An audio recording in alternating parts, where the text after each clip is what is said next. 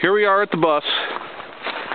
We spent the night here, probably in the teens, temperature-wise. You can see the bus. Here's a hitch on the front of it. They must have put that there to pull this thing back here. We looked under the hood. There's no engine. As you can see, empty. But they probably did that back in the days when they brought it back here. You can see a lot of the windows have been busted out. A bunch of crazy people coming back here busting things up. But this old raggedy bus kept us halfway warm last night with a stove, much like it probably did for old Chris McCandless when he was here. Fortunately for him, it was warmer because he was here in the summertime. Here's another plaque on the wall.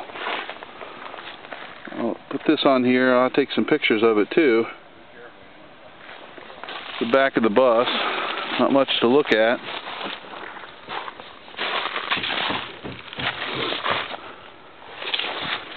We tried to leave the thing about the way we found it. Left him some food. Whoever comes back, some canned food, things like that. Here's the door.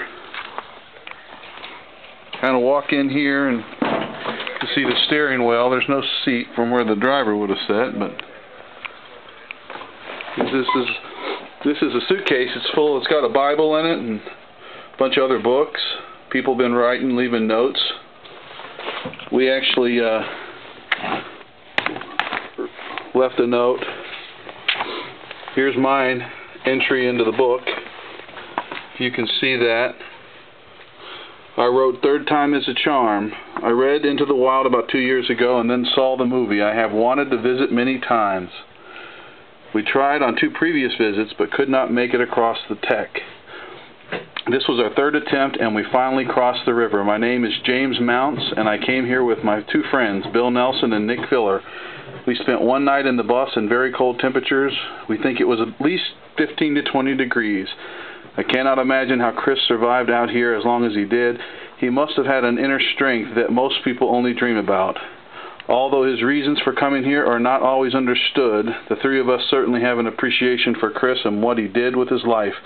Our deepest respect, James Mounts, Bill Nelson, and Nick Filler." So that's what we wrote. There was some words in here from his sister, Corrine McCandless.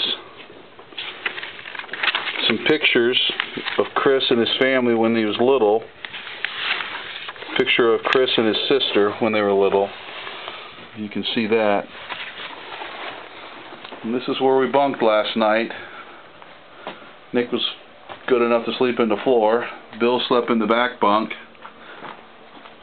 I slept in this bunk, and we believe that back bunk is where Chris McCandless was at when he passed away. And then we etched our names, our initials. There's Bill's initials on the roof. Here's Nick's right there. And then here's mine. James Mounts, 2009. There's a little table in here. It's got some extra clothes and blankets and towels, all kinds of food.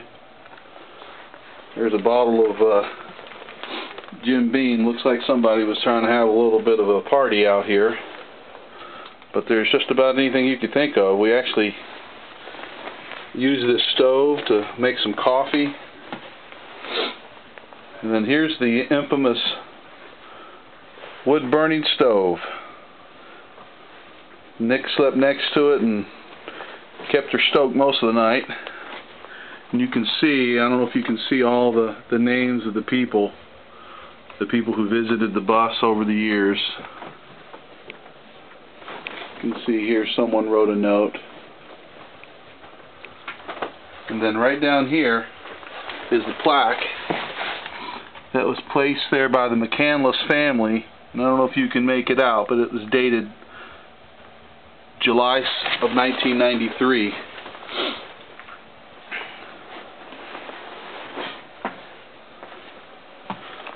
So that's it.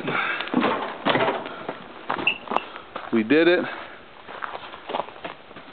You could say we've been there, done that, and got the t-shirt. There's Bill. There's Nick. You'll be seeing this on YouTube for everyone to enjoy.